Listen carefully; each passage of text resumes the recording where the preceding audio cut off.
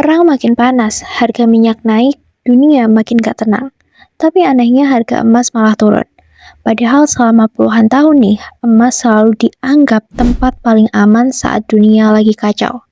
Setiap ada perang, krisis, atau ancaman resesi, investor biasanya langsung lari ke emas. Itu sudah seperti refleks global. Tapi sekarang beda. Di saat Timur Tengah memanas, saat Hormuz terganggu, harga minyak melonjak, dan pasar dunia mulai panik. Emas justru jatuh 4 hari berturut-turut. Investor mulai panik, banyak yang bertanya, bukannya emas harusnya naik? Dan ternyata ada sesuatu yang sekarang lebih ditakuti pasar dibanding perang. Satu kalimat dari Bank Sentral Amerika, yaitu suku bunga.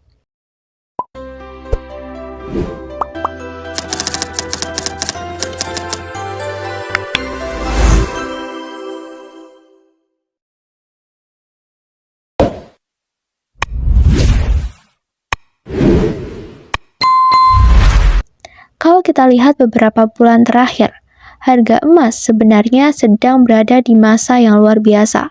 Kenaikannya agresif dan bahkan sempat mencetak rekor tertinggi sepanjang sejarah. Banyak analis mulai percaya bahwa emas sedang memasuki era baru. Di media sosial, konten investasi emas muncul di mana-mana. Orang-orang mulai ngomongin logam mulia, semua mendadak jadi ahli ekonomi. Tapi pasar keuangan itu seperti roller coaster yang operatornya iseng. Baru saja orang-orang merasa yakin emas akan terus naik. Tiba-tiba pasar berubah arah. Harga emas mulai turun beberapa hari berturut-turut. Dan penurunan ini bukan terjadi saat dunia tenang. Justru sebaliknya. Dunia sedang penuh ketegangan. Timur Tengah memanas, harga energi naik, inflasi global belum selesai, bahkan hubungan Amerika dan China kembali bikin investor deg-degan. Kalau dipikir secara logis, harusnya emas naik dong, karena emas selama ini dianggap sebagai safe haven, alias tempat berlindung saat kondisi dunia tidak pasti. Tapi kenyataannya nggak gitu. Pasar keuangan modern bukan cuma digerakkan oleh perang atau ketakutan. Yang paling mempengaruhi pasar justru ekspektasi. Apa yang dipikirkan investor tentang masa depan sering lebih penting daripada kejadian hari ini. Dan sekarang ekspektasi terbesar pasar sedang tertuju ke satu tempat, The Fed, Bank Sentral Amerika Serikat. Karena setiap keputusan mereka tentang suku bunga bisa mengguncang seluruh dunia. Bahkan negara yang jaraknya ribuan kilometer dari Amerika pun bisa kena efeknya. Dalam beberapa minggu terakhir, data inflasi Amerika kembali naik. Harga energi naik, harga produsen naik, harga konsumen juga naik.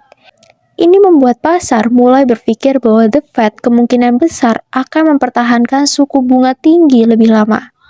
Bahkan ada spekulasi suku bunga bisa kembali dinaikkan kalau inflasi makin sulit dikendalikan. Nah, dari sini semua kekacauan di pasar emas mulai terjadi.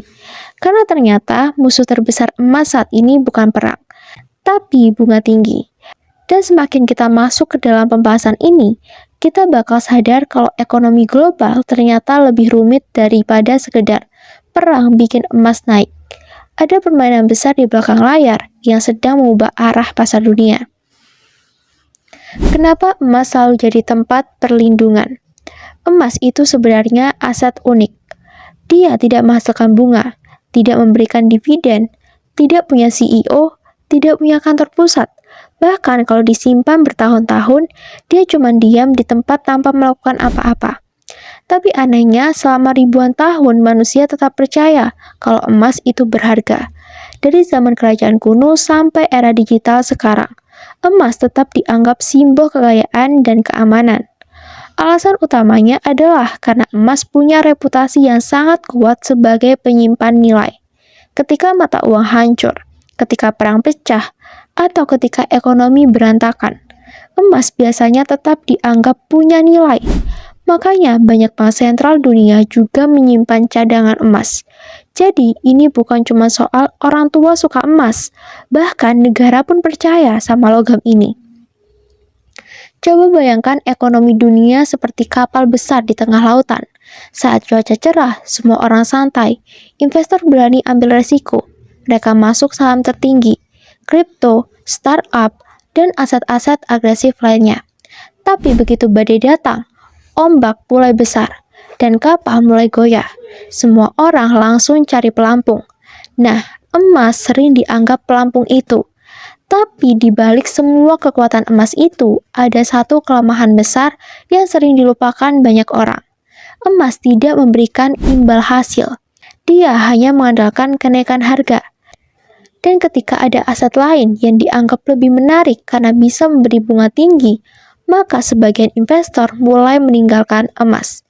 Disinilah masalah besar itu dimulai.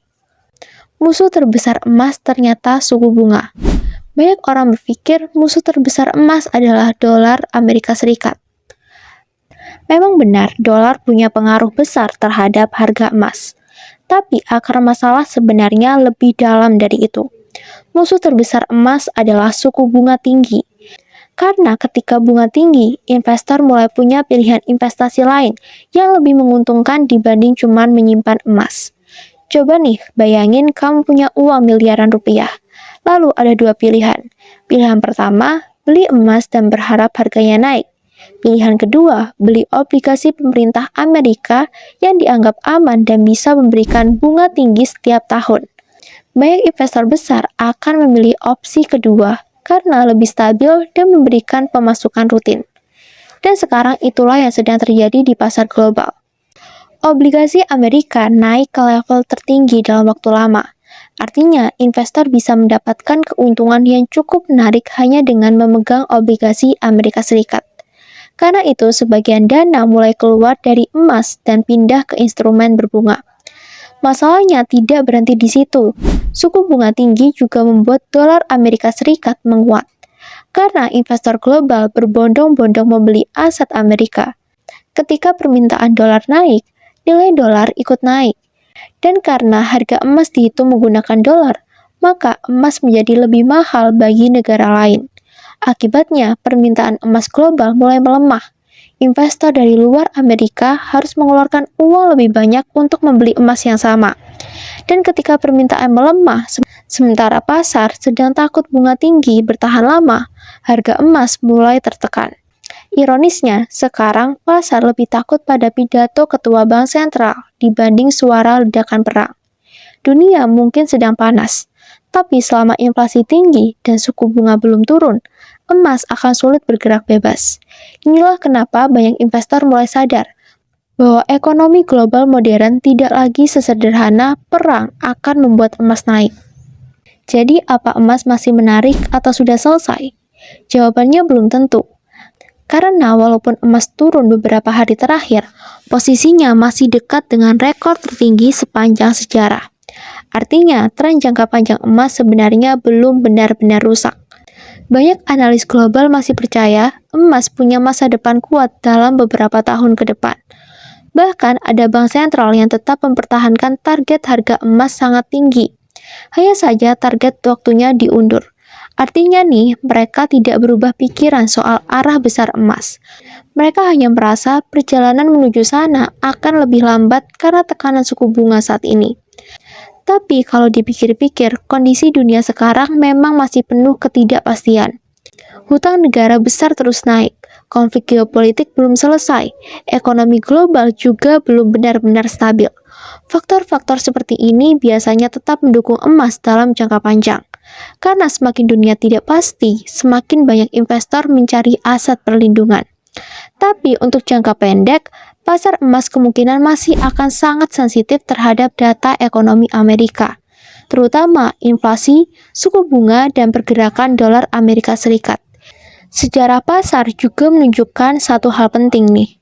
Kondisi bisa berubah sangat cepat. Hari ini investor takut inflasi, besok bisa saja mereka takut resesi.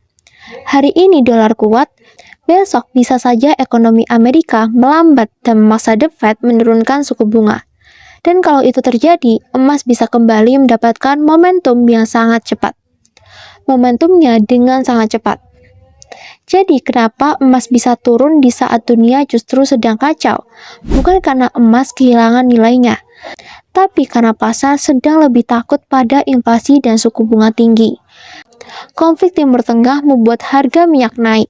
Harga minyak membuat inflasi naik. Inflasi membuat The Fed sulit menurunkan bunga. Bunga tinggi membuat dolar menguat, dan dolar kuat akhirnya menekan emas. Semuanya saling terhubung seperti rantai domino ekonomi global.